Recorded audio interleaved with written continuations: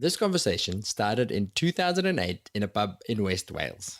I was a young vet, and our guest for this episode, Dr. Gareth Steel, was a locum in the practice where I worked. And as you do after a few warm pints of Guinness on a cold and wet night, which was most nights in West Wales, you try to solve the world's problems. And like most beer-filled people, Gareth had quite a lot to say. But unlike many beer-fueled conversations, a lot of what he had to say actually made a lot of sense. And evidently, this is still the case. So much so that he's taken some of those ideas, plus the wealth of experience he's accumulated in the intervening decade and a half, both as a mixed animal locum vet across the United Kingdom and in his other career in the British military, which included stints of active duty in the Middle East, and put them together in a book. 2022 saw the publication of Never Work with Animals, The Unfiltered Truth of Life as a Vet, which is an honest, often humorous, sometimes tragic collection of Gareth's stories and ideas of what it means to be a vet. A few weeks after we recorded this episode, the book hit Amazon's bestsellers list, which is awesome because now we can say that we've interviewed an Amazon best-selling author on the Vet Vault. In this episode, we pick up on some of those pub conversations to talk about the challenges that vets are facing today. We discuss the phenomenon of, I did it tough, so you also need to suffer. We talk about the increased client expectation that vets face these days and how it affects how we do our work and how it can lead to defensive medicine and a culture where mistakes are unacceptable. We also touch on Gareth's military career and look at the differences between a life in the military and a life of a vet and what is taken away from his time in the army, like learning the difference between what's difficult and what's hard. And of course, we discuss the book, why he chose to write it, who it's for, and how he hopes that it will influence how the profession is perceived both by our clients and by those in the profession. Please enjoy Dr. Gareth Steel. But before we let you go, you know that I'm going to remind you about our subscriber-exclusive series of clinical podcasts. Go to vvn.supercast.com to get the details about what I believe is the most useful clinical learning out there in Smalley's medicine, surgery, and emergency and critical care. We're also thrilled to announce that we are now offering discounted practice subscriptions. So talk to your boss about getting your whole team to join us on our journey to better. Or if you are the boss, email us at vetvaultpodcast@gmail.com to find out about the easiest way to get your entire team to level up and be on the same page with current best practice, rather than just leaving your team's clinical growth to individual spurts of enthusiasm that never get shared with the rest of the team. Okay, back to Gareth. I'm Hubert Hinstra. I'm Gerardo Poli. And this is the Vet Vault.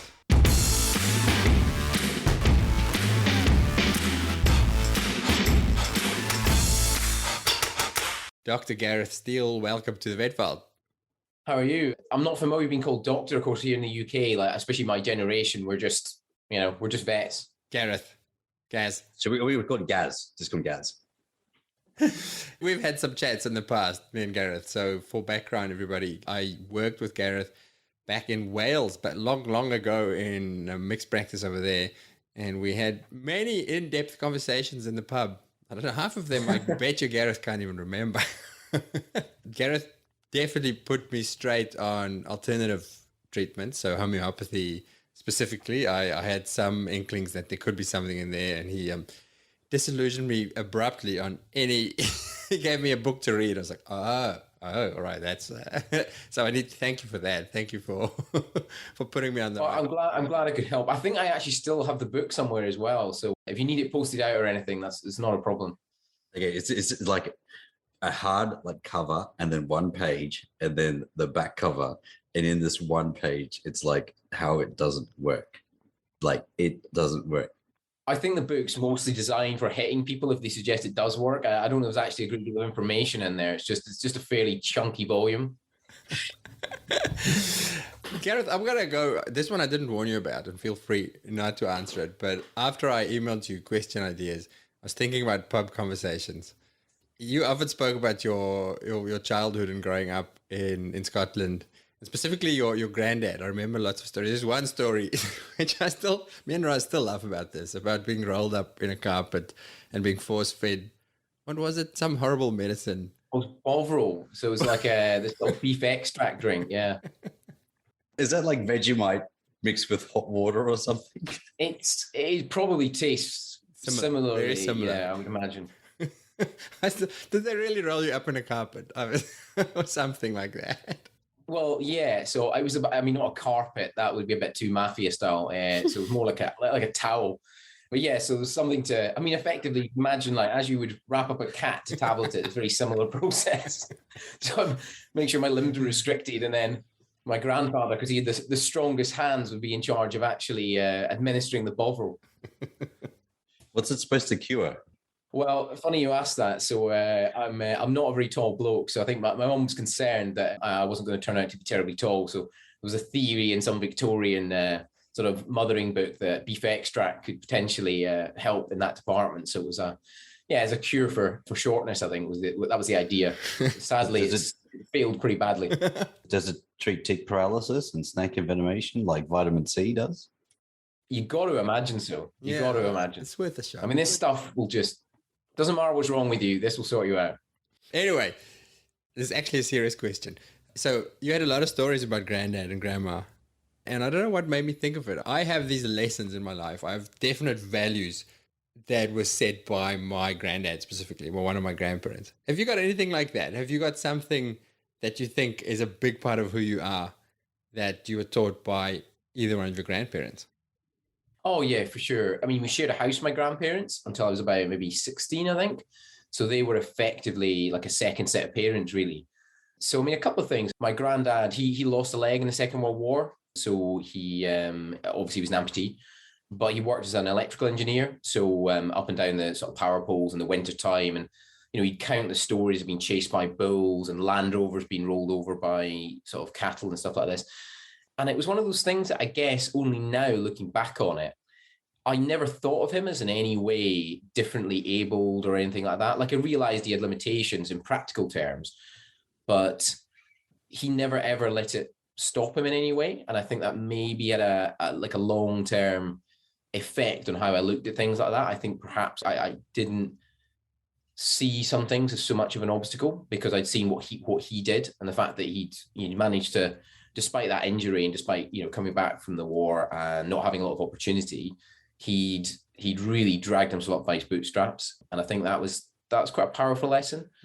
And then my grandmother is, as a lot of people that era are, I mean, they're quite Victorian in their morals and things like that. So again, I think I got some quite, like a sense of responsibility and stuff like that I probably lost for a good portion of university, but I think perhaps I've come back to later in life a little bit.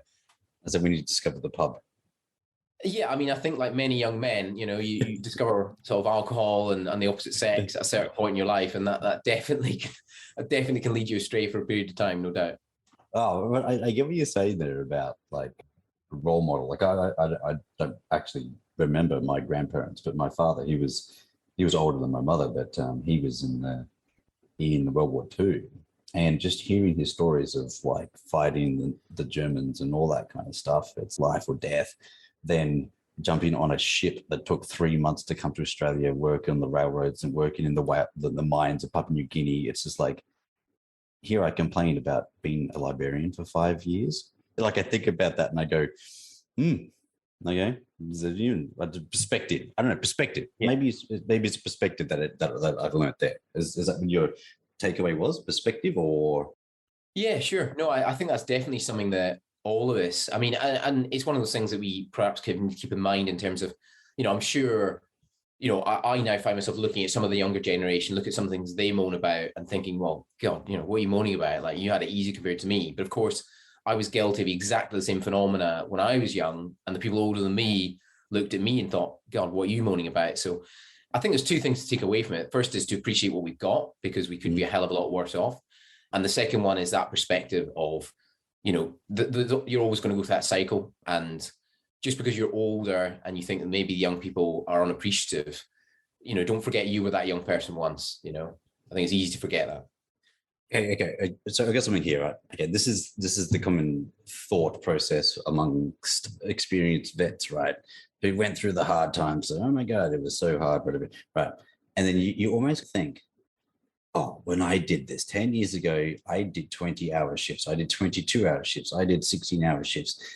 Vets these days, 8-hour shifts. It's almost like you went through the hard yards, but then it doesn't necessarily mean that they have to go through those hard yards that you went through in order to be successful.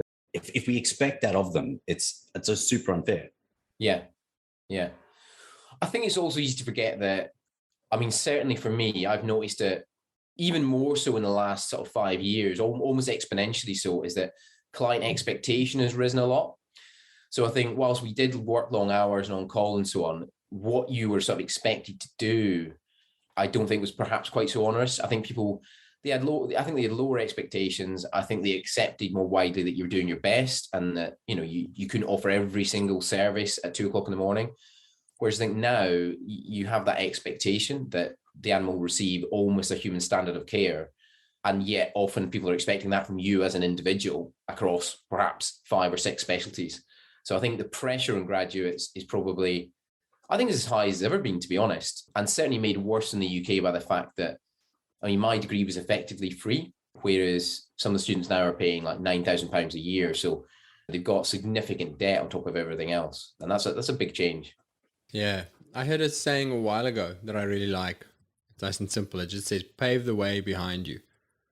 Just because it was shitty for me doesn't mean it should be shitty for you. It should be better for you behind me. That's how we progress. That's how the profession gets better. That's how you could argue, just like, humanity moves forward by exactly that. Exactly. If you always said, if we always as a species said, well, hang on a minute, whoa, I had to go and gather wood, like, get yourself out there, like, we'd still be around a campfire in small bands of hunter-gatherers. So yeah, that's how society moves forward, is exactly that. Yeah, momentum. There's a thought, the thought that things in cycles. You kind of said something before, which was about cycles. Okay, we're going around this kind of hard times, right? Hard times. I went through a hard time. You went through a hard time. Everyone went through hard times, right? But then hard times make tough people.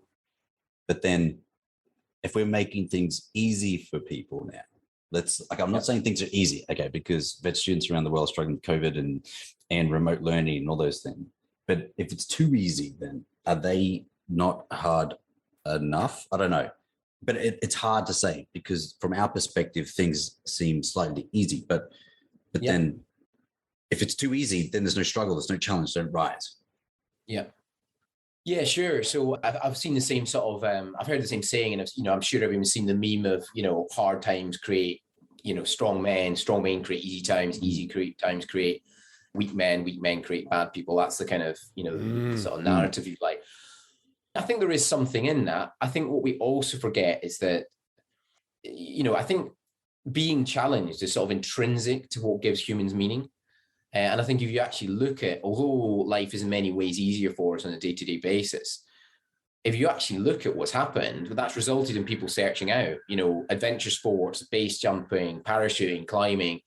I mean, who do you know that's middle class and isn't looking for some sort of outlet of adventure sport? So I think we perhaps, we're taking away that challenge, but actually what's happening is people are, they're getting around that and they're trying to find that challenge somewhere else. So I think, perhaps not everybody, but I certainly think that challenge it's not just that it's a good thing. I think it really is something that the vast majority of people want in their lives. So I think people are going to find that challenge somehow. So although we've made life easier in some respects, what's happened is people have tried to find that somewhere else. Well, the challenge has shifted or changed, as you said before. For maybe us, like the expectation was high, but now the expectation is higher than it was before. So the challenge they face is not the challenge we thought that we faced.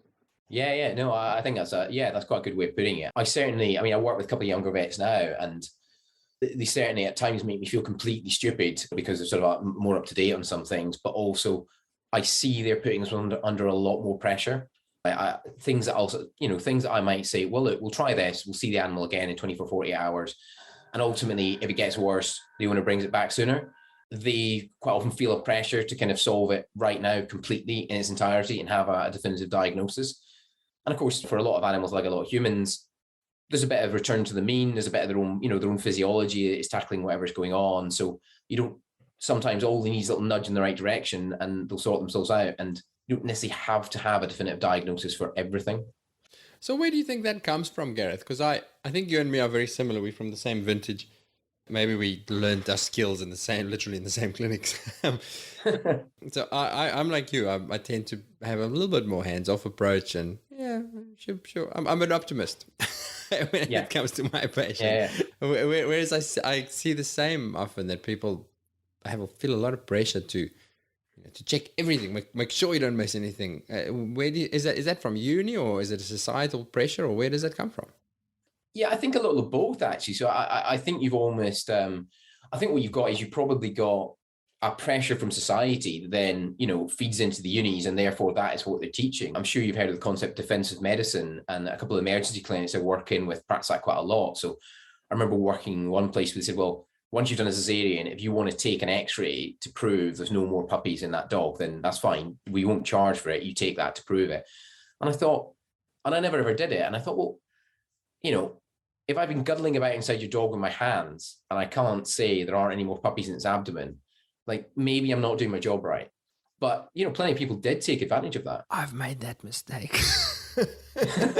maybe just targeted at me, perhaps. I don't know. Yeah, I think there's that kind of, that we generate a culture of, where mistakes are unacceptable, where, people can't make mistakes. And if they do make mistakes, often it's immediately a case of like, I mean, you see it with politicians, something will go wrong, but are you going to resign? It's like, well, no, because, otherwise, if everyone just resigned the minute they made a mistake, there'd be nobody left. Never move forward. Well, exactly. First of all, there'd be nobody left by the end of the day. And the second thing is you've lost all your institutional memory. You've lost the people who go, hang on a minute. Yeah, I made that mistake. Actually, let's do another test, or let's check such and such else. So yeah, I think there's definitely an inclination towards a kind of a bit of a blame culture. And I think that's across society, if people make any mistake with a purchase or whatever, it's just, I've paid for this, I haven't got that. What are you going to do to fix it? And I think that has ultimately fed into veterinary medicine. And in fairness, I think the vet schools are perhaps responding to that to a certain extent. I don't think they're generating the problem. I think they're trying to prepare graduates for the world they're going into. Yeah, this is not what I plan to talk about at all, but I have a theory about this. I think I may have mentioned it before, but I do think that erodes at the enjoyment of the job. It's exactly that defensive medicine, that fear-based medicine. If you're doing things out of fear, you can't possibly enjoy that. There's no fulfillment in that. And then your attitude's different. So conversely, you are actually, this is my theory, somebody could disagree with me anytime, but conversely, you're actually setting yourself up for, because you approach a situation with a different attitude. So your clients pick up on that. They go, why is he so defensive? Why is that person why is he acting so weird? Whereas if you approach it from I say the word love because but from a love base, I love this. I love doing this. I want to help you. Yeah. I'm going to do it because I want to help you, not, you see what I'm getting at? And then people pick up on that. And I feel like you're going to have fewer complaints. But certainly that's how I try and practice. I go, look, if the way I do it by doing my best and giving what I think is the right thing, if that goes wrong and I get into serious trouble and I get my license taken away, then I'll go, well, stuff it, I'll do something else. Because I can't work in a profession that doesn't want the best of me. Is it actually performing defensive medicine, or is it just documenting the discussion? Or even is this documented discussion appropriate enough to clear yourself of defensive medicine? Because I don't know, for me, sometimes, I feel like as if I'm practicing defensive medicine, ruling things out. But then sometimes it's like, hey, look, this is a clear discussion. So what I find is articulating that clearly in the history and reading that in front of them and sending it home with them. That's the defensive nature of it. It's clear articulation and clear documentation as opposed to defensive medicine. I don't know. Yeah. What's interesting, I think, is that although the job, in theory, the job's about animals, the reality is you deal with the owners, they pay the bills, they do the complaining. So, probably actually 80, 90% of the job is communication.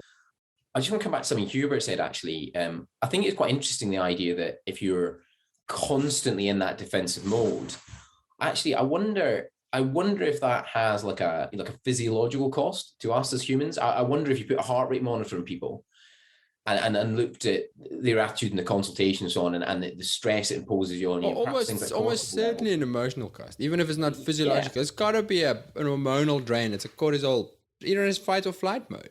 Yeah, I think if you're constantly thinking, well, hang on, if this goes wrong, then the owner could sue me, therefore I could lose my right to practice. And I mean, I must admit, I'm probably in a similar situation to you, where I'm far enough along in my career where I think if I stopped enjoying it and someone sued me and they said, right, that's it, you can't do this anymore, I think, you know what, like you said, stuff it, I'll do something else, whatever. But that's not true of people who are, who are just out of university, just establishing their careers. So yeah, I don't know what it takes to make that shift, because I think it reflects a wider pattern in society. But I do think there are ways round it for vets, but you probably need longer with the clients. I certainly find sometimes that, I'll look back at my notes and think, oh God, I haven't documented this, this, and this, but you realize that you've got that 15-minute window of time and you've probably done the very best you could to record things, but, inevitably you miss things out. So I think actually, unfortunately, I think actually we almost need longer consultations just because of the shift in society as much as anything else. And partly because of the bureaucracy that's now pushed down from well-intended institutions above us. So a good example would be, I think recently the RCVS or somebody essentially said it's not enough on your consent form to say, can we use unlicensed drugs? You have to specify exactly which unlicensed drugs. And, fair enough. But the problem is that's another 5 minutes, perhaps per drug, discussing the ins and outs of it and why you would use it on your animal and why it's appropriate and so on. And the truth is actually, let's be honest, the owner's not best placed to make that decision. How can they possibly have any idea? So the reality is they sign a form. And have you got informed consent? Probably not.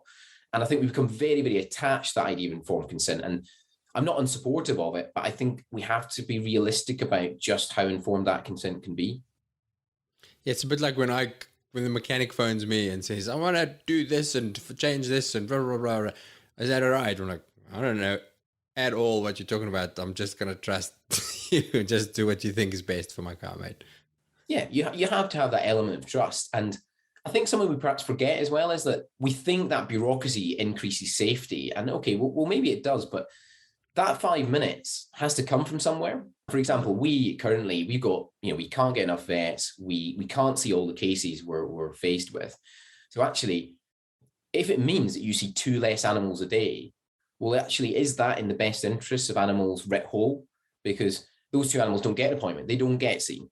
Whereas actually, if you took 0.5% of bureaucracy out of all the other consultations, you could see 2 more animals. And I don't know which of those 2 is best, but I suspect we're creeping into the realms of maybe a degree of dysfunction where there's a little bit too much bureaucracy that perhaps is not necessary. That was a rabbit hole that I wasn't anticipating.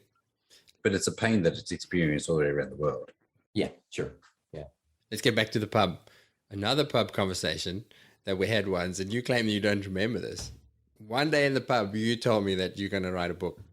You said you had the recipe. You were reading all these adventure. I'm trying to think of a title, like Born Identity or something like that. You said you've got the recipe nailed. You know exactly how to write it. You're going to write a book, bestseller. You know exactly how to do it. And unlike a lot of people, a lot of pub talk, you've actually written a book. It's not a Born Identity type book, but you've written a book. So I think I'd read a lot of like Clive Cussler and stuff like that, and I was like, right, hang on, more or less these are pretty formulaic. I've got a good idea of like how this works. I was like, listen, this is easy. I'm just gonna sit down. It's gonna take like a month. I'm just gonna bash this thing out. It's fine. I'll just have some baddie who's in Antarctica who's invented a sonic weapon or something. You throw like a sort of like, a guy with a strong jaw in there and some love interest. And with a name like Gareth Steel or something. Gareth Steel. Well, yeah. From the SAS or something. I think Dirk, is it? Yeah. Oh, God. Dirk Pitt. Dirk Pitt. So that's the guy in the Clive Cussler book. Clive Cussler's, yes. Yeah, yes. Obviously, you have got some sort of similarly sort of punchy lead, as it were. But yeah, so ultimately, I did write a book. It's not a kind of action thriller. There's a little bit of action. We'll have to see what the public say. Yeah, there's a bit of action in there. We'll have to see what the public say. But yeah, so it's basically it's a book about just being a mixed vet. And I started out, if I'm being honest with you, I started out very cynically. So I started out thinking, hey, like I was away working abroad and I had a bit of spare time, and I thought, I'd spend the evenings starting to write this book. And I thought, ultimately, if it was some sort of commercial success, I'd make a few £1,000s and, great. But then as I started to do it, I realized that I was actually investing quite a lot of my, I was investing a lot of time in it. And I started to realize I actually really, really cared about what I was writing down.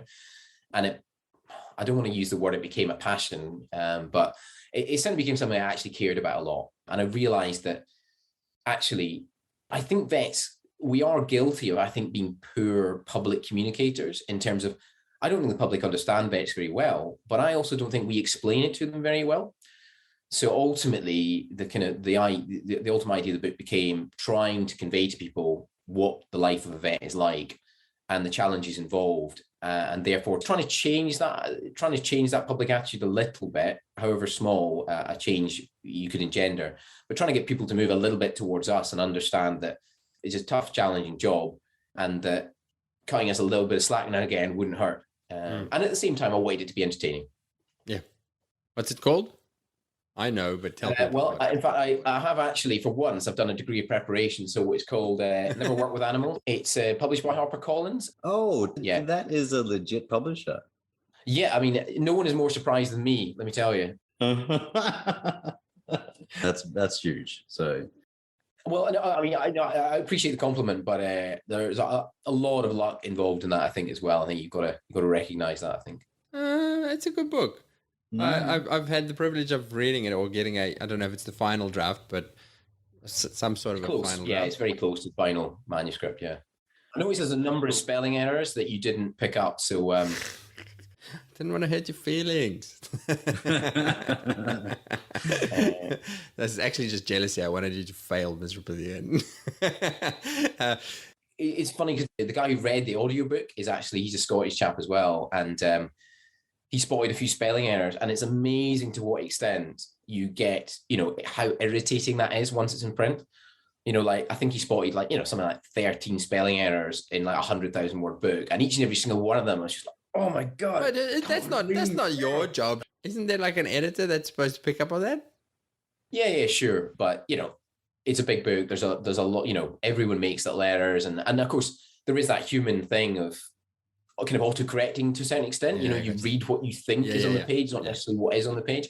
So it's inevitable there will be some errors, but it's amazing. I thought I'd be super chilled out if, this sort of stuff wasn't absolutely perfect, but I find myself like chewing my fist whenever I see something wrong. I think that's a fairly classic vet trait right there. If it's not perfect, it's not good enough. Perfectionism. Okay. So you wrote the book. Did you write the book with the outcome being, like understanding the journey of a vet? Who did you write it for? Did you write it for us? Yeah, okay. That's a really good question. So I guess there's a bit of duality to it. So the book is primarily for the general public. So it's meant to be funny, it's meant to be entertaining, but I mean, there's no doubt it's sad in places and so on. But I must admit, I don't want to come across like excessively sort of arrogant or anything, but I think I kind of come to view it as a degree of a bit of public service as well. So I think there's almost a degree of, now I kind of think, well, actually, maybe it's a book you could give to a client and say, look, like I don't have time, but have a read of this. This gives you some idea of what life is like for us. So it's primarily to the general public, but I must admit, I now kind of see it as something that, maybe could help vets a little bit by moving that public opinion in the right direction. And equally, I'm sure lots of people will read it and recognize, stories from their earlier career and so on. I mean, I'm quite sure the vast majority, well, almost all of my colleagues could have written a similar book with stories just as entertaining. It's just that I happen to be the person who's idle enough to have the time to bother to do it, I suspect. What I liked about the book is the honesty in it. You're not trying to portray yourself as the perfect, it's not like you go and edit the stories and put in what the textbooks say you should have done. They're nice and honest, and there's a lot of media about vets and what we do out there, and a lot of it's So I can't stand some of it. I watch Like I watch Gerardo and Bono vet, I think, what a load of shit. Sorry, I had to do that. That's the best. That's the best stab ever. That's awesome. No, but some of it's really edited and not really honest, and I like that it's honest. But I'm gonna have to showcase some of it. Yeah, where there's a question we've used several times on the podcast where something I saw on a billboard once, or actually graffitied on the side of a building that says, "Bad decisions make for good stories." And I pose it to my guests and say, true or false, and if you think it's true, have you got an example of one of those? And I've read your book, and I can say, oh no, you have a couple of those. It's like 14 chapters of it. Pick one. Well, I mean, I'd be remiss if I didn't admit that. I think that's certainly the case. You know, I think I've got more good stories than average at my age. So you can read into that what you want about the quality of my decision making. I guess I'll probably try and stick with the veterinary theme. But I mean, even on a personal level, like, I've been quite fortunate that I've been able to travel a little bit, and I've done bits and bobs. And ultimately, the number of bad decisions I've made, usually through a degree of just overconfidence, is just like absolutely breathtaking. When we lived down in Pembrokeshire, actually, a classic error of I was driving back from I think I might drive back from Cardiff, and there's a little town called Carmarthen, and they had a sale. It was a boat show for the weekend, and I drove back on a Sunday afternoon, and basically I thought, I've been wanting a canoe for a while. I'll just pop in, and of course they didn't want to transport all these canoes back, so they were selling them sort of half price, and I thought, great, I'll get myself one of these. So I got myself this sitting top canoe, got a paddle leash. The guy's like, do you want a buoyancy aid? I was like, no, obviously not. I can swim. Why would I want a buoyancy aid? And literally drove straight to Fresh West, which is Hubert will be familiar with. And there was some decent surf out there, but so I just jumped in the canoe, put it in the water, started paddling out, got to like the edge of the kind of surf zone, and a wave just flipped me out of the boat, and I kept trying to climb back in the canoe because of course it's brand new as well, so I don't want to let go of the canoe, I don't want to let go of the paddle, so I'm not like trying to swim ashore holding like the canoe in one hand and the paddle in the other, and I kept sort of trying to get back in, and ultimately just couldn't manage it. And at some point I realized that I was going to drown, basically.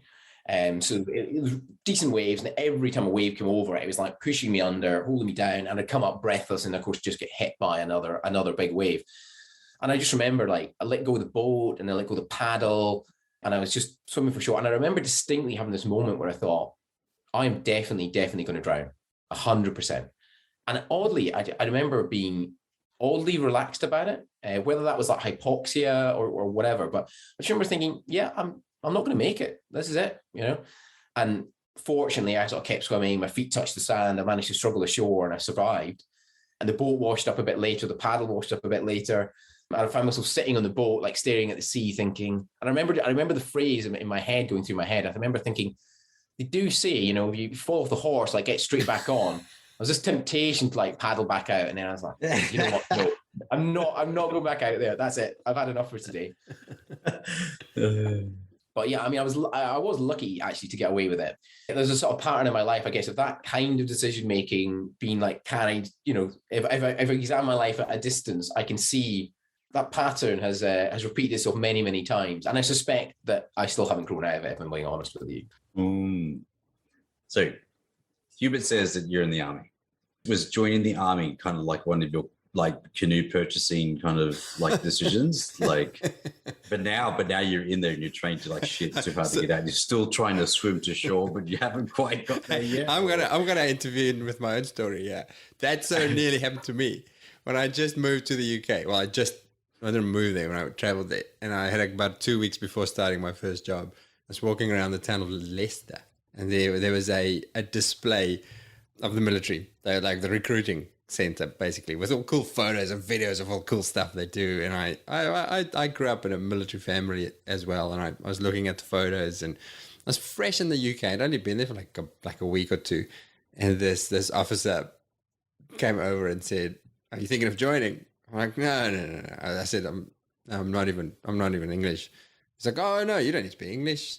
Like half of my unit's South African. I was like, okay. I said, yeah, well, I just qualified as a vet. I I'm going to start my vet. And I'm trying to make excuses. He's like, oh, that's excellent. If you join the military with a degree, then you'll go straight to officer and your pay will be this. And long story short, I was very close to signing up to the British military. so unlike Gareth, though, I have some sense in these things. He kind of bullied me into it. He was pushing me. I was like, I don't want to join, but you're so fucking powerful and so strong. good at this. I'm just going to sign. Sign and I'll go away and let me sign. You've got to imagine how many people have found themselves in some sort of foreign shore looking around thinking, damn it, like how did... That guy was so persuasive. I was just trying to buy a pair of shoes. Anyway, sorry, Gareth, back to you. How did that happen for you, mate? Sorry, you probably just explained how that happened. Yeah, pretty much. I guess so. Actually, the military was like a long held, like it was something I really wanted to do when I was younger, and it was. I guess there was a point where I thought about doing that full time, and my parents wisely, I think, perhaps dissuaded me and said, "Well, no, like go and get a degree, go and do that first, and then obviously you've got that to, got to fall back on it if that doesn't work." And I think, probably like a lot of families, they actually remember things like, I mean, my grandfather obviously had lost a leg, so there's an element of, my grandmother, my mother, perhaps looking at that and thinking, well, there may be some benefits, but there's obviously some costs as well. But certainly for me, I'll be perfectly honest with you, I probably failed more things in the army than you can possibly imagine. But some of those things I've ultimately succeeded in getting through in the end. And I think actually for me personally, it's been really valuable. It's a very different culture from veterinary medicine. But what's good about it is there's two things that differentiate between. So people often use the words difficult and hard to mean the same thing. And I use them actually to mean two quite different things. So something for me that's difficult is high skill. Something that's hard might be low skill, but it's hard, but it's graft. It's going to be difficult. And I think the probably the thing I got from military training, and actually perfectly honest, from failing things and having to redo them. I'm not a very big guy, and a lot of the stuff centered around like carrying loads over a distance and so on. So I would fail things, go away and train, come back, try again. Is that it taught me to do things that are hard. And I think that's a really valuable lesson. Even looking at writing the book, there was times where I thought, that's it. I'll pack it in. I just can't be bothered. It's too hard. But I think having that in the back of your head, that the goal at the end is worth the kind of the grind to get there is a valuable lesson for life in general. So yeah, that's been really valuable. So difficult is something that kind of stretches your capacity and capability. It's like it's something you could do, but it's actually hard to do, but not just because it's hard to do repeatedly. It is somewhat out of the realms of your capability, maybe capability. I don't know. Yep. Maybe it's skill. Maybe it's skill or knowledge or something, yeah. Right? Where hard is something you can do. Yeah, so I could give you an example. So a couple of years ago, I did a race up in North Wales called, it's actually through most of Wales, called the Dragon's Back. So it starts in Conway and it finishes in, I think a place called Llandilo. You'll have to translate that for the Australian audience. But it's, it's like 300 kilometers or something like that. So it's about 50 to 70 kilometers a day for 5 days. But the first day has got, I think, a 50% failure rate. So 50% of the people who've paid £1,000 to do the race don't make it through day one, because it's basically over all the Welsh kind of 3,000 foot, roughly 1,000 meter mountains. I can imagine it's not the most balmy, pleasant weather necessarily being in Wales. Oh, yeah. Funny enough, actually, the weather was amazing. It really was. It was like 25 degrees, beautiful sunshine every day. Yeah, sunburn was like probably the major risk. But like for me personally, like I was never stretched like physiologically. Like there was never a point where I was so out of breath or my heart rate was so high that I couldn't continue. But, your joints are sore, your feet are sore, the temptation to just pack it in, especially when, my wife drove me to the start line and stuff, I could probably make a phone call and get picked up in 4 hours and just pack it in. And as a guy, we're sharing, we're in tents of 8. And basically over the course of the week, there was just fewer and fewer people in my tent. And then I think, was it day 4? There's a guy there who was saying, last year I timed out on this day because there's various checkpoints you have to get to certain times to ensure you come in a safe sort of time in the evening. I timed out on day 4 last year. And I got up in the morning, and the trouble is getting up in the morning and leaving is quite hard because you're stiff and you're painful and you're perhaps not terribly motivated. But I got up, and left. And this guy's, he's sort of messing around a little bit. You can see he doesn't really want to leave. And he ended up leaving like an hour later. And guess what? He timed out again on the same day of the same race, but he could have left an hour earlier. So I guess what I'm saying is that for me, that race was hard. Like, it was never beyond my skill. It didn't surpass my ability, but it required me to be very, very disciplined, to get up at the right time, to not bugger about, to get my shoes on, to leave on time, to ultimately get there in the end. And yeah, you can carry that kind of thought process across into, almost anything you desire to achieve. For a lot of people, you hear people say, oh, I want to run a marathon, but I just don't have the time. Well, for the vast majority of people, that's actually not true. What you lack is not time. It's almost always motivation. Motivation. And you just said the other word, desire. The desire. I want to do it. Do you really want to do it? Somebody else said, are you interested or are you committed? Yeah. Because I'm interested in a lot of stuff. I'm interested in this race that you're talking about, but I'm definitely not committed. Well, I won't be doing it again. Yeah. So, a lot of the joke is lockdown, isn't it? People say, well, if you didn't emerge from lockdown with a beach body, then it was never time that you lacked. It was motivation. So, yeah, for most of us, that's actually the sticking point. And I guess we rationalize and tell ourselves that there's all these other things preventing us from doing it. But actually, often it's just, like you said, having that commitment. Back to the military again. You mentioned culture. You said the words, it's a very different culture. We've had a few conversations about culture in the podcast recently, so it's on front of mind for me. How is it different? Better? Worse? What can we learn from military culture? So I guess like military culture, a little bit like perhaps veterinary medicine, is quite misunderstood, I think, as well, because most people's knowledge of it comes from war films. So there is the perception that it's just a case of telling people what to do, and they just go and do it because that's what they have to do because they're in the military, and that's how it works. Yeah. That's not the case. Perhaps once upon a time it was the case. I think perhaps if you go back to World War I, where you had this enormous educational gulf between the officers and the men, and you had a sort of a very high honor culture, then maybe that was true. And also, if you said no, you get shot. Yeah, sure. Yeah, well, that's yeah. So like a top-down directive kind of thing, as opposed to the unit on the floor, on the ground, in the field, needs to have the freedom and the space to be able to make choices which may go against the rules or the orders that are being made because they are much more information because they're on the floor. Sure. Yeah, no, that's absolutely the case. Obviously within constraints, but yeah. But what I would say is ultimately the military is just a group of people, and leadership there is the same as leadership in, the principles are exactly the same as veterinary medicine. And the mistakes that people make are exactly the same as in veterinary medicine. So, for example, if you're a leader, you can't hold people to standards that you yourself are unable or unwilling to meet, because ultimately you'll lose respect.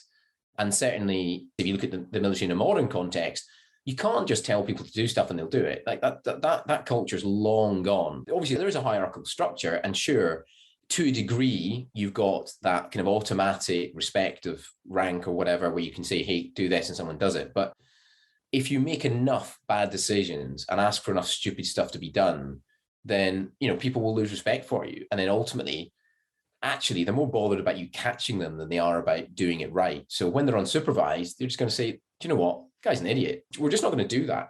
And you can't supervise everyone all the time. So ultimately, you've got to have the respect of the people beneath you, I think, for it to work efficiently, without a kind of absolute authoritarian culture.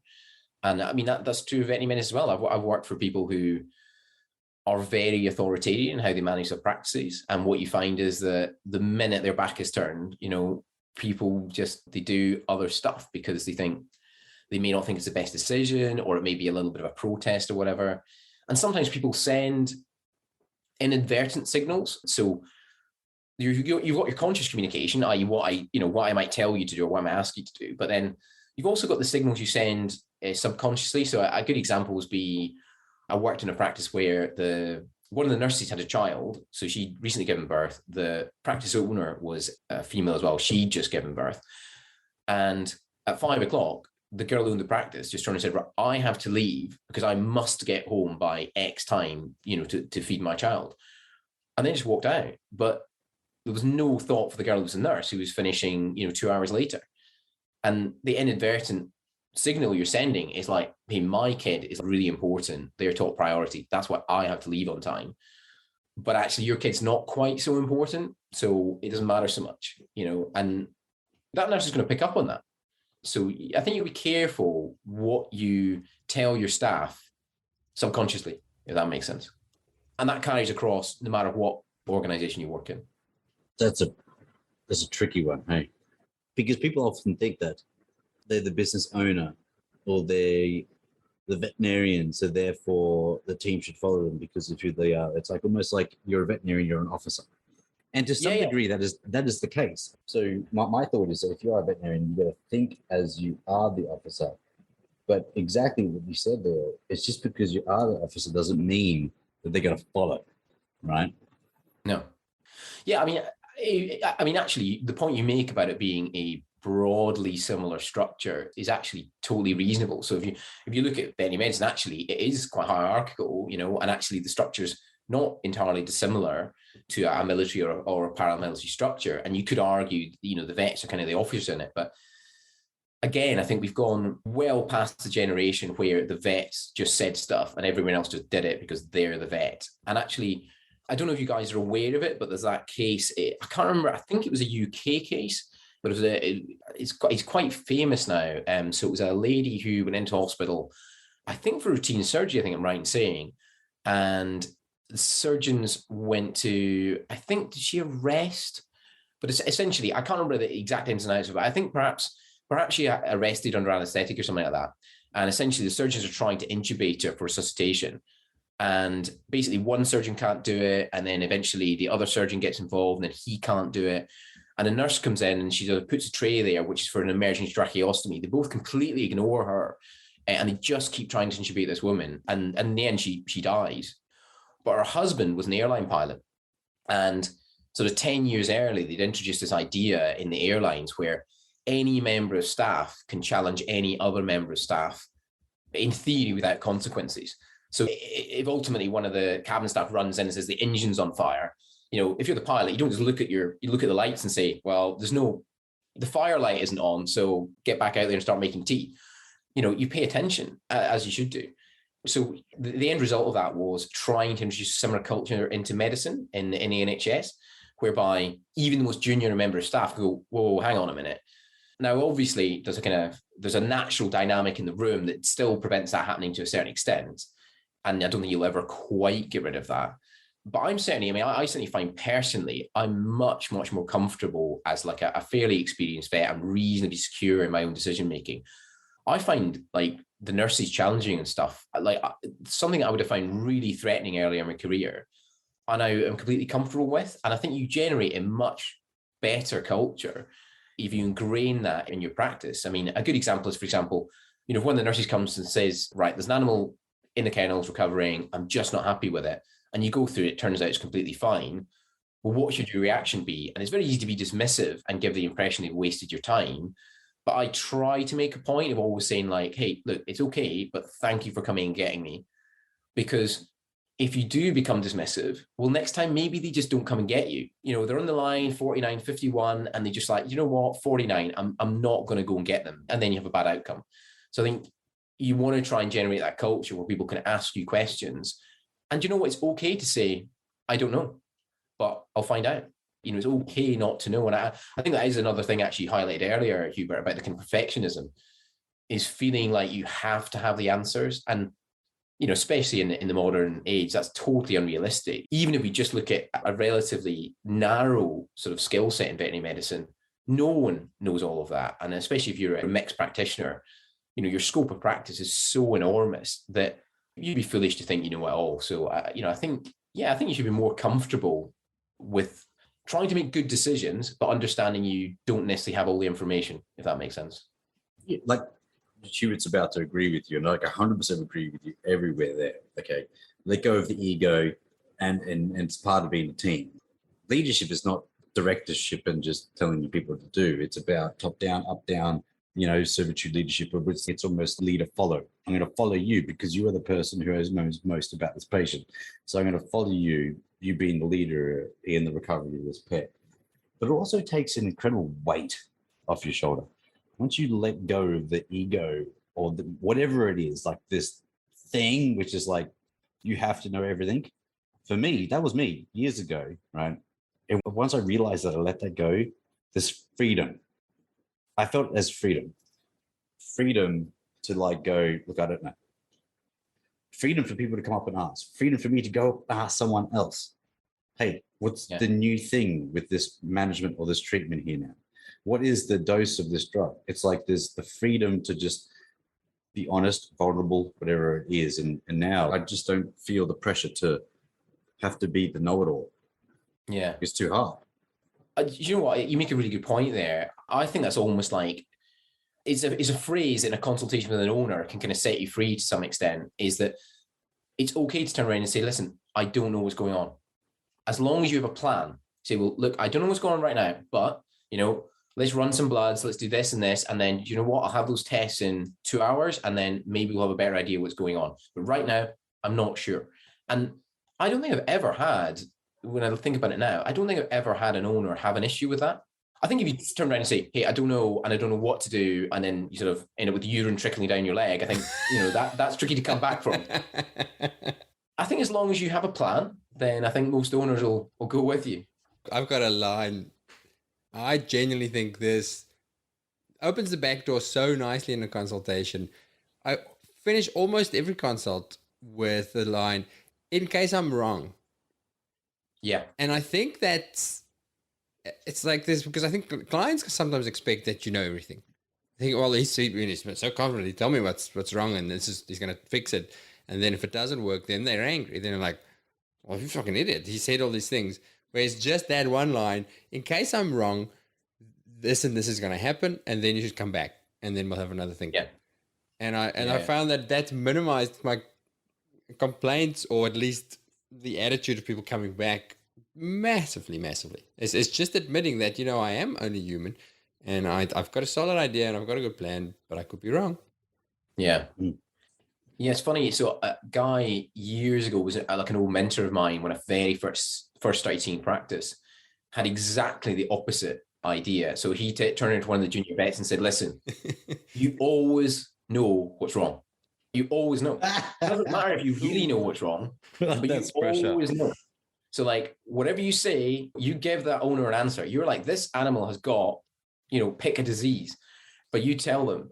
And yeah, I mean, that's just, we look back on that now, it's absolutely nuts. But then it was a different time. I think people were a bit more ready to accept that you were the vet, you knew it all.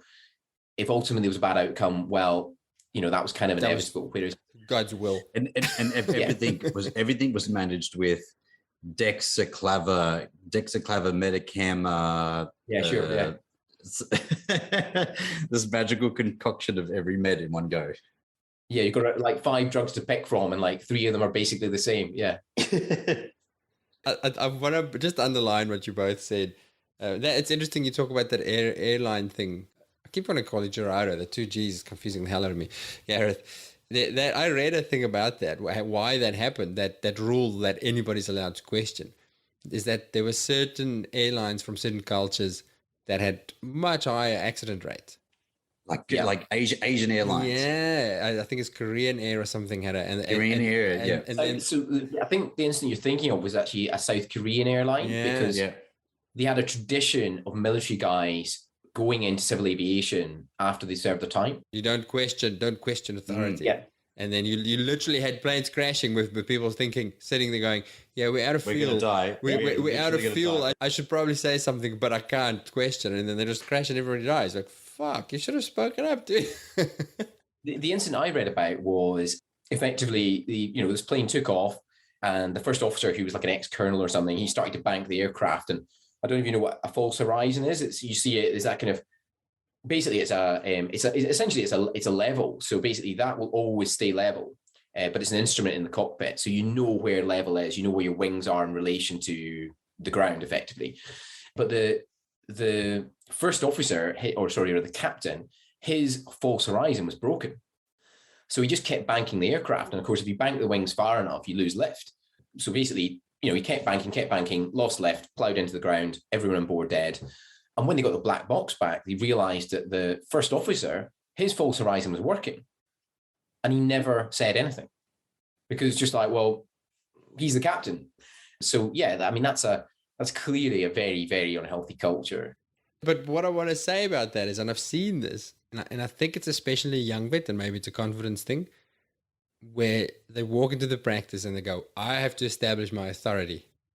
I have to show people that I know my stuff, specifically the nurses.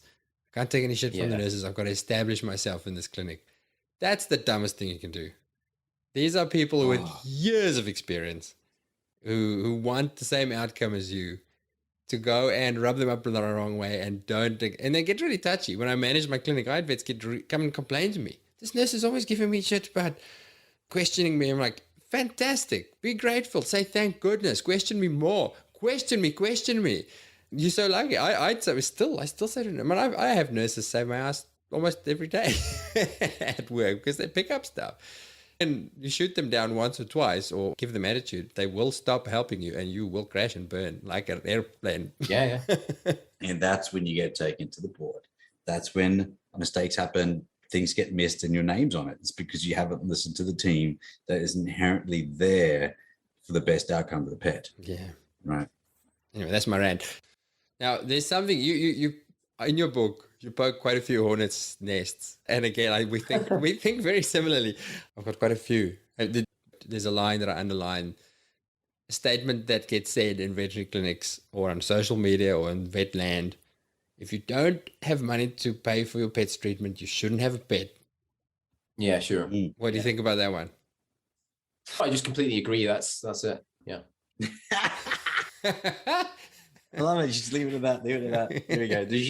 It's a statement I find is well intentioned. I think I think people mean the right thing. They mean that you should obviously take responsibility for the animal you own and take some steps to make sure you have the resources to make sure it has a healthy and happy life.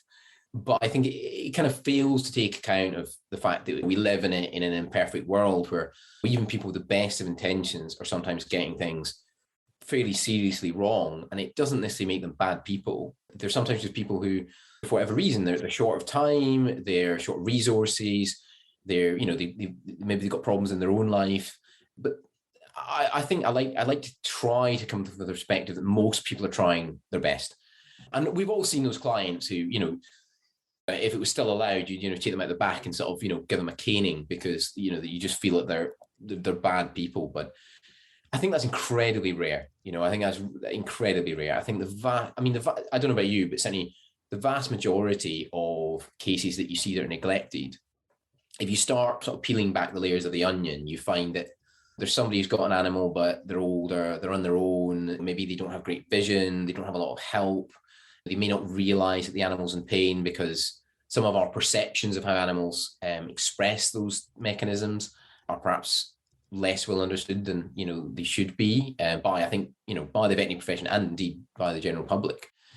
So I think I agree with the sentiment, but I think that it's a little bit dismissive. I think for me, I think we live in an imperfect world, people are doing their best.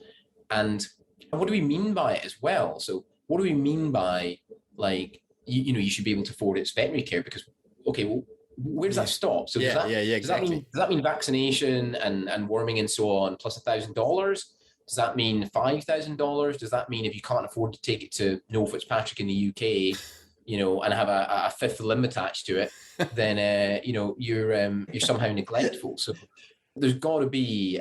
I think we have to have a think about that and decide, well, what's acceptable, to us. And I think the one thing perhaps and I think I do talk about this in the book actually, is that, euthanasia is one of those things that is a horrible, horrible thing to do, but done correctly, effectively, the animal's experience of it, as far as we know from evidence point of view, is that of a general anesthetic that they simply don't wake up from. I sure hope you're right, and we're not going to get to the afterlife. If we get to the afterlife, there's going to be a lot of angry dogs. waiting for Yeah. me. A lot of angry chihuahuas, mate. Yeah. 16-year-old chihuahuas, terrible teeth are coming after you.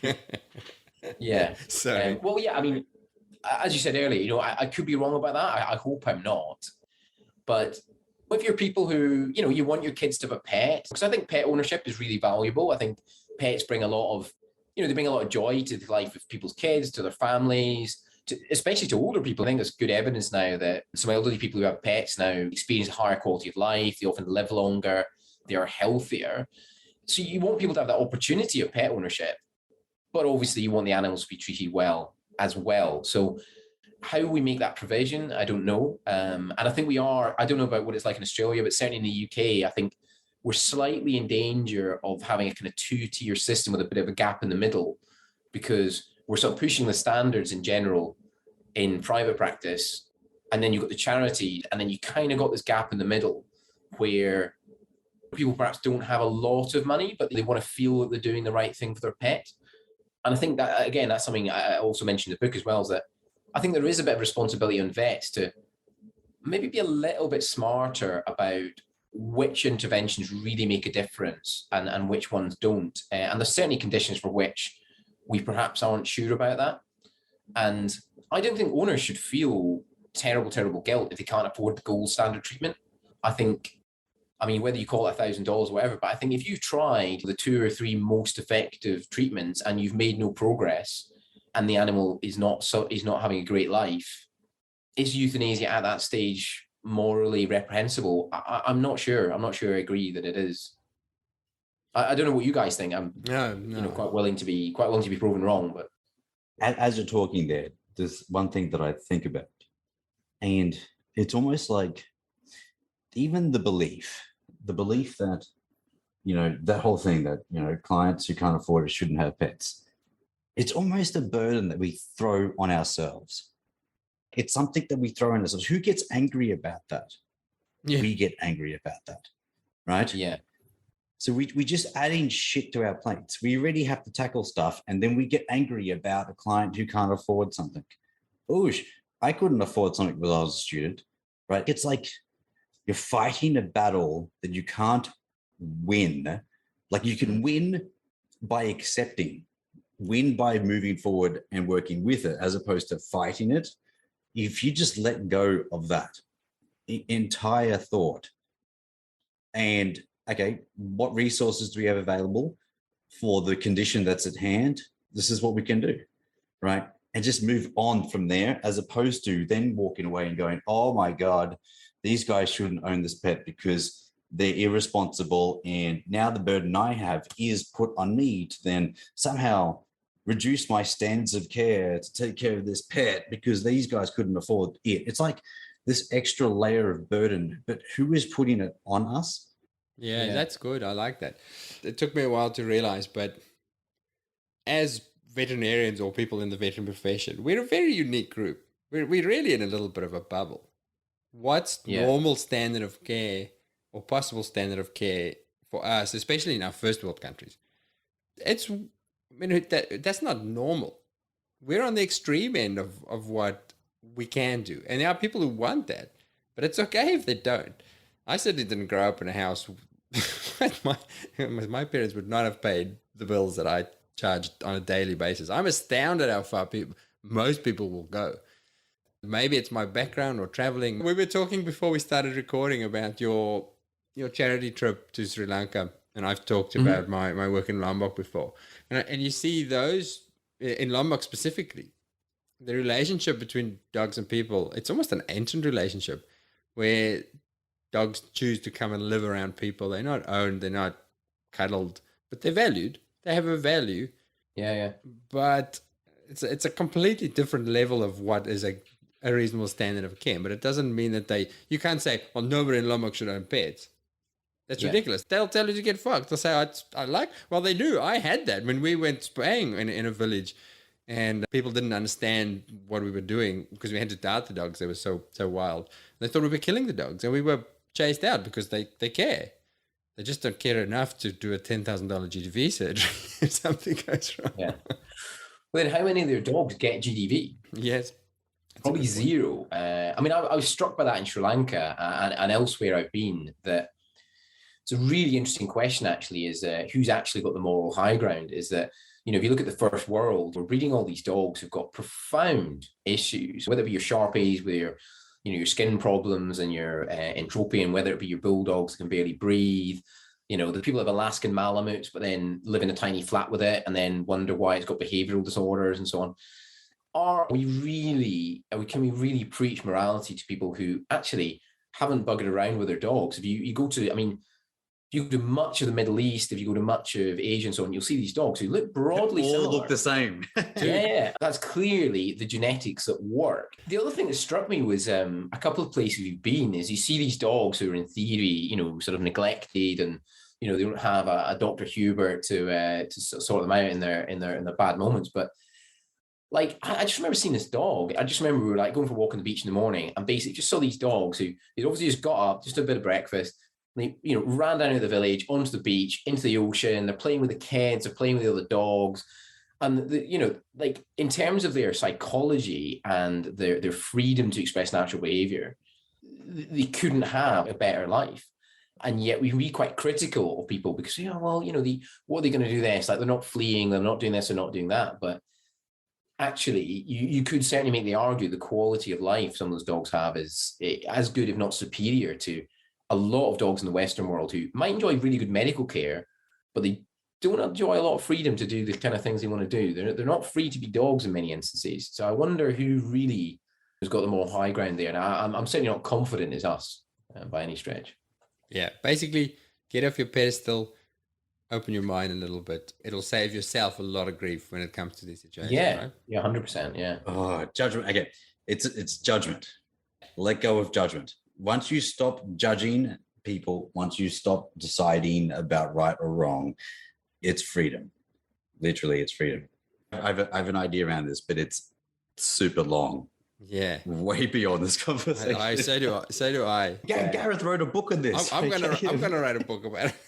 I have an idea. I'm going to write a book. It's going to be the same book. I shit you not. It's going to be the same book. Oh, we could go on forever on this. I think we will have to talk more on. That does bring me back to perhaps what we need in that space is like a popular veterinary book that you can pre-order in Amazon that might or might not increase the understanding of the general public. Have you got time for our wrap-up questions? Gareth, are you a podcast listener?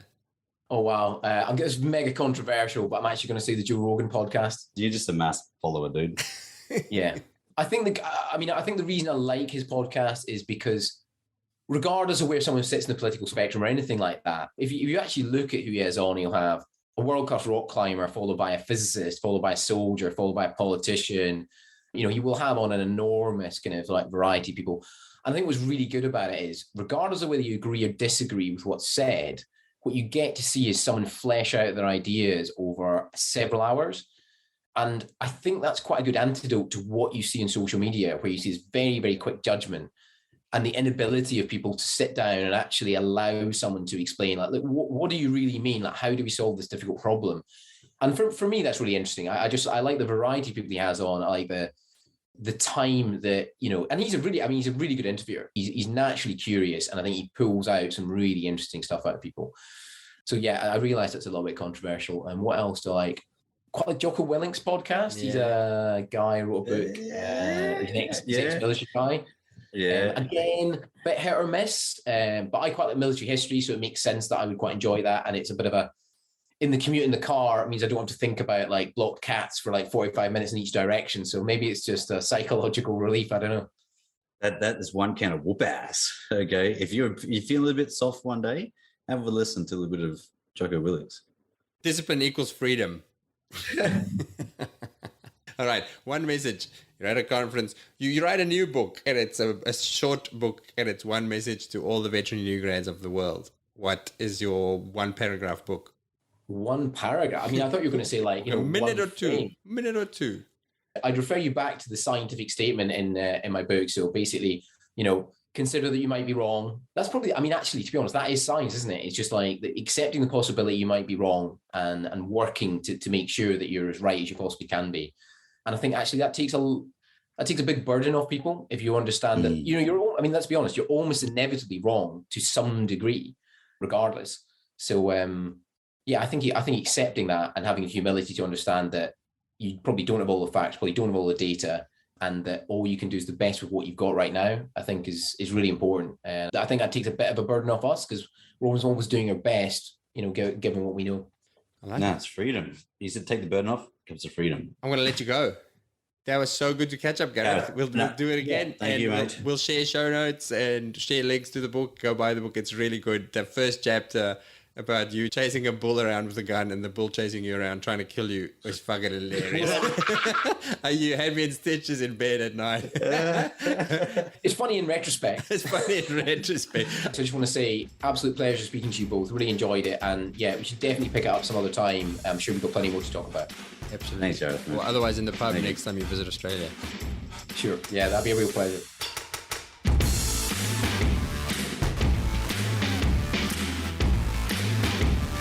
Our goal here at the Vet Vault is to have conversations like the one you've just listened to that will give you inspiration and fresh ideas on how to create a thriving and happy career and life as a vet. You'll know by now that our focus is on the life skills that we need to navigate this challenging and rewarding profession of ours. But there's something that I've realized over the last few years of exploring ways to increase enjoyment of the job. And that is that the vets who are confident in their skills and knowledge are, as a whole, more satisfied with their careers. Which makes sense.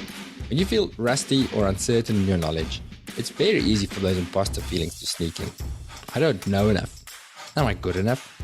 Conversely, we know that feelings of growth and mastery are some of the greatest predictors of a happy career, which is why we created the Vet Vault Clinical Podcast.